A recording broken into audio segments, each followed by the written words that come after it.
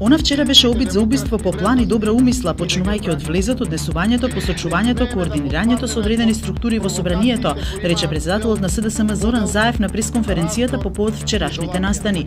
Насилството според него е поттикнато од Груевски, Иванов, Велјановски, Чавков и група нивни соработници кои ги погодува трансферот на власта кој носи правда и одговорност.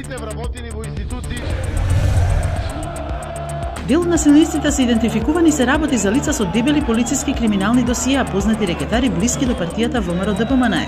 Во МВР очекуваат дека сега ќе има внатрешни истраги за да се испита командната одговорност на Митко Чавков, но и за улогата на други полицајци кои на влезот ги пропуштаат демонстрантите да влегуваат. Генералниот секретар на НАТО Јенс Столтенберг денеска изјави дека актите на насилство какви што ги видовме вчера не смее да се дозволи да се случат повторно. Тој смета дека изборот на спикер на собранието е позитивен чекор во насеква на разрешување на актуелниот политички ќорсокак.